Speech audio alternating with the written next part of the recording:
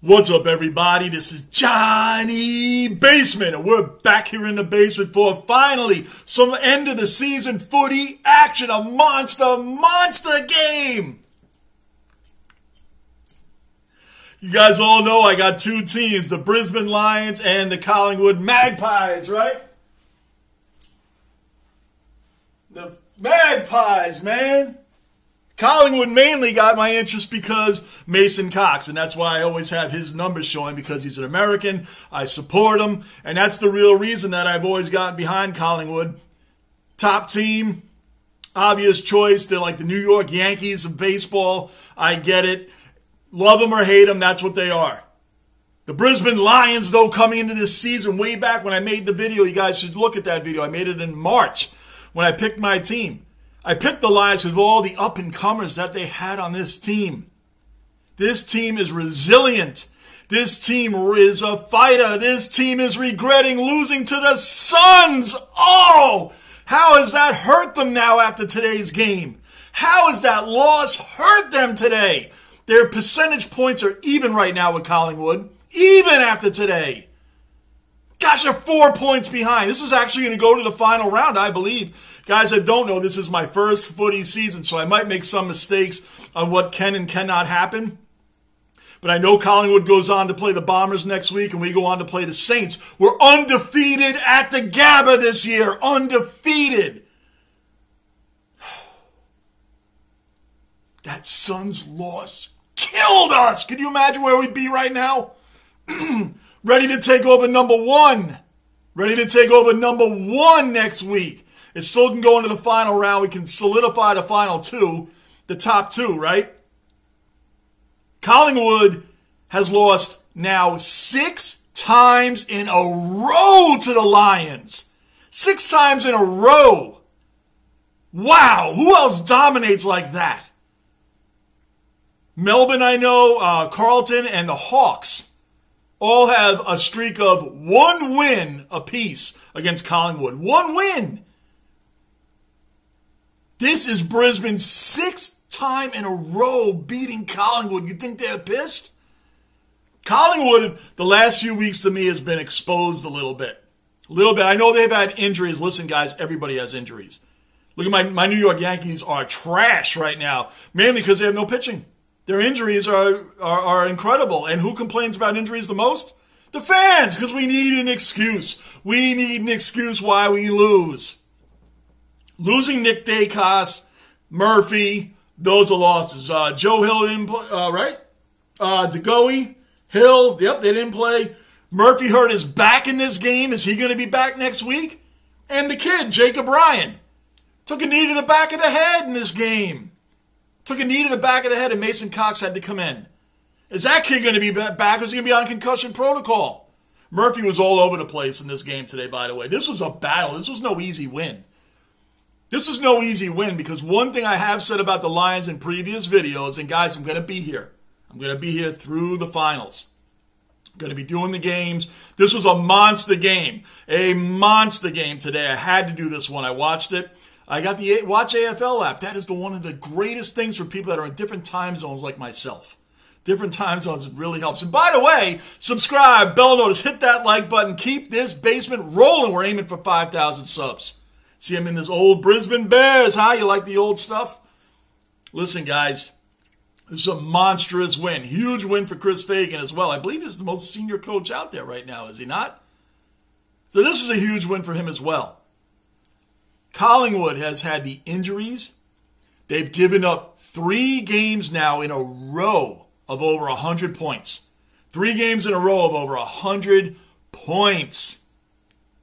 The Hawks, the Cats, and now the Lions. Do you know in the first 20 rounds, they only gave up 200-point games? And that was in the first 4 games. The very opening game of the season against the Cats, they gave up 103, even though they won. Even though Collingwood won, they gave up 103. And they gave up $116 to the Lions in week 4, round 4. $116, 116 again. The Lions dominate Collingwood. Why? Now, they didn't have all those injuries back then. You can make the excuses now that you're missing Nick Dacos, Darcy Murphy. Those are big-time people missing. Mason Cox, I know, has been in and out. Those are big-time losses right now. Big-time losses. Those guys were playing back in that Week 4 game. Round 4. They were still playing in that, were they not? A lot of things happened in this game today. I took a lot of notes. You guys know I take a lot of notes. Do you know the Lions scored 75 points off of turnovers by the Pies? The Pies turned the ball over and resulted in 12 goals and 75 points. I think there was a behind in there somewhere along the way. By the way, guys, behinds are points too. I see like the disappointment that everybody has on their face and the fans when it gets to be a point. Like, it's still a point. Don't you need that point? What if you win a game by 1 point? That behind counted. I understand that goals is where it's at. I understand that accuracy and you want those goals and you ain't winning that often, hitting more behinds than goals. That's obvious. I get all that. I get all that. But when someone hits a behind, you think it's like someone killed somebody out there. You think it's like everybody's just like, oh. Even the announcers are like, oh, you know. Dude, you win by a point. Every point counts. It's like growing up. My mother always made me pick up a penny if I dropped it. Hey, you never know when that penny's going to mean something. I don't know what the hell it means today, but I'm just saying way back then. Every point matters is my point. It's not that depressing. I get that you want the 6. But man, it's better than 0. It's better than 0. That being said, I took some notes on the games. I took some highlight notes from period to period. And a couple of players in here, too, I think deserve great shout-outs. This was a great, masterful game. And one thing I found about this that I've been complaining about the Lions all year, they don't keep their foot on the gas in games. They don't keep their foot on the gas. They get leads and then do the whole, oh, that should be enough. Yeah, we're good. That should be enough, right? I think we're good now. It's like they don't put teams away. I have a problem with that. They don't keep their foot on the gas. They gave Collingwood multiple opportunities to come back in this game. And they even did that in the first quarter. The first quarter, they definitely gave that up. They had a time. It's right in the beginning of the game. The Lions were up 13-1. 13-1. Nobles gets the goal on this to get it to 13-7. Archie, who had 2 goals in the first quarter, 2 goals. And this one I kind of blame on him for giving up a goal. Noble's goal really became when that ball was in the air. Archie had no chance of catching this ball. It was around the 12 and a half minute mark, give or take a little bit. 12 and a half minute mark. That means left, because that's how I do it. 12 and a half minutes left, around there. The ball is definitely going to Nobles. Archie had no chance of getting at it. He went for the ball instead of just hitting him. He should have just hit him. He should have hit Nobles, and that would have at least broken up the pass. It would have broken up the play. But he didn't. He let him catch it, and then he got dusted. He got dusted. Nobles ended up scoring the goal. It made it 13-7. Shout out to Elliott. Huge smother. Huge block on Starjakovic. Sorry, man. I might be screwing up some names here. Who could have taken his time, but he rushed that kick. Great smother by Elliott, which resulted in a Josh Dacos goal. That was one of the most incredible smothers I have ever seen. If calling that a block kick, blocking, I'm calling it a smother. That's what the announcers called it, unless he was talking about something completely different. That's the way I took it. It was amazing heads-up play by Elliott. Josh Dacos with the goal. That was huge right there. So we're up 13-1, and now we're starting to give it back. Where is the fire? Where is it? 13-1? Now we're going to give up the game, right? We're going to start giving it up. Ginnivan scores a goal. That was 3 goals in a row. Now we're down 19-13. That's my point. That's my point. Now we dropped to 19-13. There was no pressure there. None. Thankfully, Charlie Cameron, we're going to get to Charlie Cameron. Wow. Wow. Wow. Charlie Cameron came in, scored a goal, tied it up at 19. So again, at the end, Archie got 2 goals, and to me, he gave up a goal. That should have never happened. That goal should have never happened. Should have never happened. If you go back and review the play, it's around look from the 13 minute to 12 minute. 13 to 12 minutes in there. I wrote down 12, 18. It's probably a little bit before that. But you'll see. Archie had no chance of catching up to that ball. It's definitely going to Nobles. That should have been, he should have just laid him out. Should have just hit him. That's what should have happened there. And Archie, to his credit, fought his tail off to get back in that game and keep playing. He just couldn't do it. He hit his back hard. He smacked his back hard in the second quarter. That did not help things for the Lions a little bit there. I understand that. It didn't help. But Archie being out, that hurt. That really hurt them. Because he was on fire in that first quarter. So we get into the second quarter, 38-26 Lions when we open up that second quarter. And right off the bat, the best thing in the second quarter, which is funny, because Chris Fagan said in all the years of playing and coaching, he had never seen someone's jumper ripped off like that, torn to shreds. And that happened to Robertson. Maynard ripped Robertson's jersey, Guernsey jumper, whatever you want to call it. It was ripped and torn. And he was running around. It was flapping around all over the place. I'm wondering, there's no replacement Guernsey? You don't have to come off the field. One thing I love about footy, sidebar here, one thing I love about footy is that clock, for the most part, keeps running. He lost his Guernsey. There's no timeouts, no drawn-out stuff. Hey, we got 10 more commercials we got to run. We got to get our sponsors in. Let's say commercial now, make this take forever. That was awesome. They do not slow the clock down. When Nick Murphy got hurt later on in the game, when he got hurt, the play was at the other end of the field, so they didn't stop it. In the NFL, it would be stopped. Doesn't matter what's going on. It'd be stopped. Not here. The only other sport I know that doesn't do that is hockey. Hockey, you can get cracked, lose your helmet, get up, and keep skating around with no helmet on. The play doesn't stop. You guys that have followed me on this footy journey know I compare a lot of the situations of footy, not to the NFL so much, except when things take forever in the NFL. I compare it more to hockey. The only other sport that clock keeps moving no matter what. Very few penalties in both sports. Both clocks keep moving.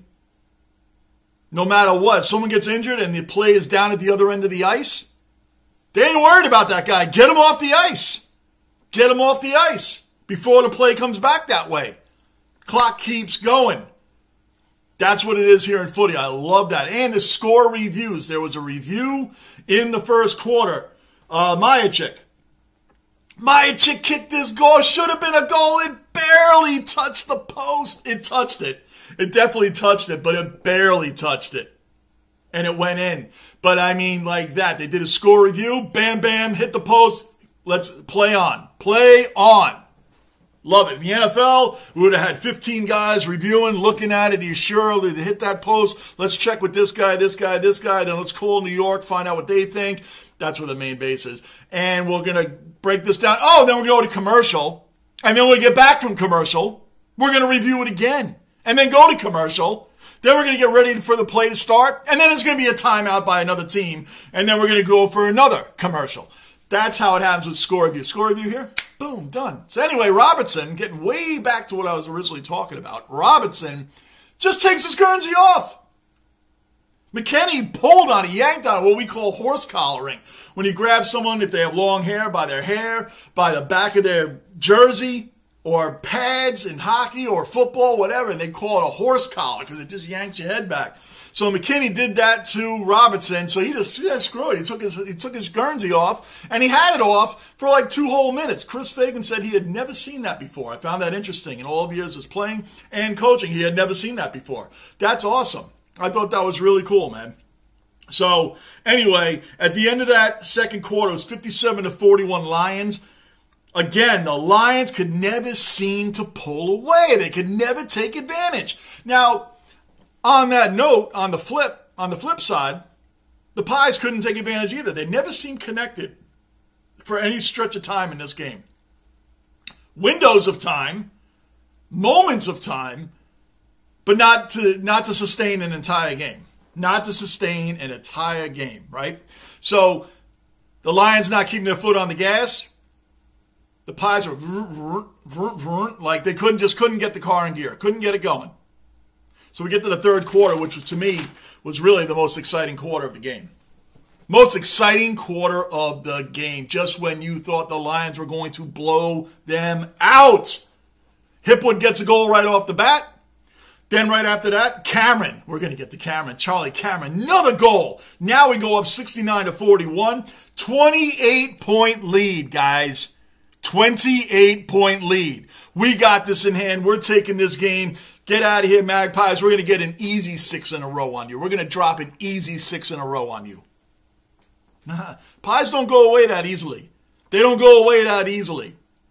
Nope, they scored 4 goals in 5 minutes. 4 goals in 5 minutes to make it 69-65, I believe. Yep, 69-65. And I'm sitting there like, oh my gosh, they're going to blow this game just like that. Nope. It was short-lived. Short-lived. The Pies, it just fell apart. Went right back to what we've been watching all along. They never seemed connected in this game. Just couldn't get it together. Now, I thought it was because Mason Cox, when he came in toward the end of the second quarter, I believe it's like 4 minutes or so, give or take a minute, Mason Cox comes in the game, and it's like the whole momentum. You could feel everything change. Not that he did a whole lot, but his presence alone was a factor. His presence alone was a factor, it seemed, because that third quarter, man, they came out, they came strong, they came running. I'm like, look at that. That's because Mason Cox is in the game. He's in the game, and he's taking this whole situation in his hands, and his presence alone. Presence makes a big deal, guys. Presence is a big deal. People get inspired by their teammates and other people just being on the field with them in that fight. They are inspired at times with that. So I thought that's what it was. But anyway, that was short-lived. So 4 goals in 5 minutes. It was at the end of the fourth quarter, it was 91-79. Now, the problem I had with the Lions, and I've noted it. I noted this. Having big leads, 28 points. 28 points. Pies come within 4. Earlier in the year, they had a 28-point lead on Melbourne and lost by a point. They had a 37-point lead on the Cats. Won by 11. Yeah, they won. Hey, Johnny, but they won. They did.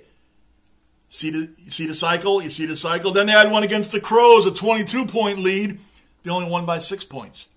What happens? That's coaching, guys. That's coaching. Could be conditioning. Could be players saying, hey, we got it. This is over. This game's done. Blowing leads like that out of the 3 examples I just gave you, besides the Pies game today. They won 2 out of those 3, fine. But the fact is, when the Lions have monstrous point lead, 28, 37, 22, and then today again 28, game is far from over. So the Lions, after blowing that 28-point lead and letting the Pies come in within 4, why can't they just do that? Then they just took off again. Why can't you do that with the 28-point lead? Why can't you put the team away? If you can muster up enough fire and enough juice to say, oh my gosh, you're within 4, like we got to turn it on again. Obviously, something's getting turned off during those stretches of time. Something's getting turned off. For you to be able to turn it on just like that and put the Pies back in the rearview mirror again, something's getting turned off. There's something wrong. That's a bad pattern to be in, even if you win a couple. It's a bad pattern to be in, blowing monstrous leads. Not good. Not good. Definitely not good. Now, got some shout-outs here. Obviously, in the fourth quarter, it was just Lions. I almost said Bears because of that. Lions. Pies made it a game, so tried to make it a game here and there, but never really was. So I got some shout-outs in this game. Obviously, Joe Danaher, Eric Hipp. Joe Danaher, by the way, had an amazing sidekick that was out of this world. Just caught the Pies, boom, and just kicked it right in. Like, I was very impressed. He misses goals straight up off of marks. He misses goals straight up with no pressure. But can hit a nasty shot like that? Hipwood, 3 goals. Danaher, 3 goals. Cam Rayner had a monstrous game. 2 goals. He could have had a ton more. He had a monstrous game as well. 2 people I'd like to get to right now. Charlie Cameron for starters. 4 goals.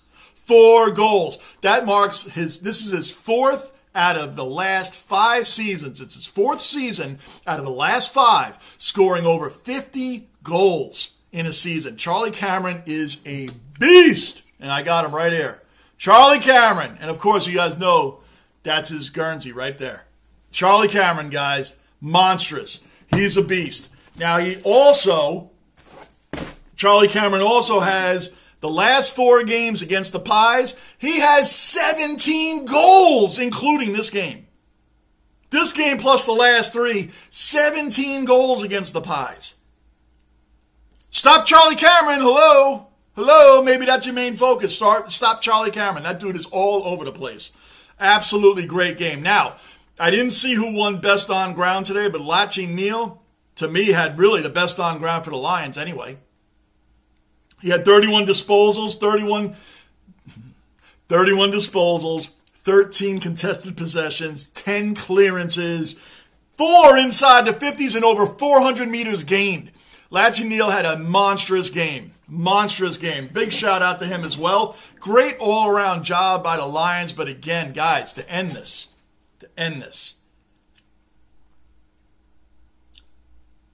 we beat St. Kilda next week. Please let me know what happens if they tie. Let's say the Pies lose and they win. It goes to percentage points after that. Who takes over first? That Suns loss kills me, man. You lost to a team you should have definitely beaten. Man, that kills me. That kills me, guys. Now, we're going to see what's going to happen here with the Lions. They have got to stop blowing leads. Stop blowing leads. Chris Fagan, get on this. Stop blowing leads, Coach Fagan. Get on this. Get on you guys. Because the last point I can make is exactly that. If a team can come within 4 points after being down by 28, why does the Lions turn it on out of nowhere? Out of nowhere and just score more. Why don't you do that when you're up by 28 or up by 37? Why don't you pull away then? Why do you wait for teams to get close again and then you pull away? No. Put them away!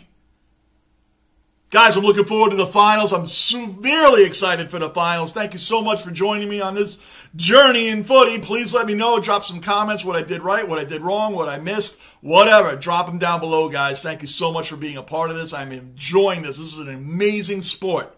I'm Johnny Basement. Subscribe, bell notice, like button, and I am out.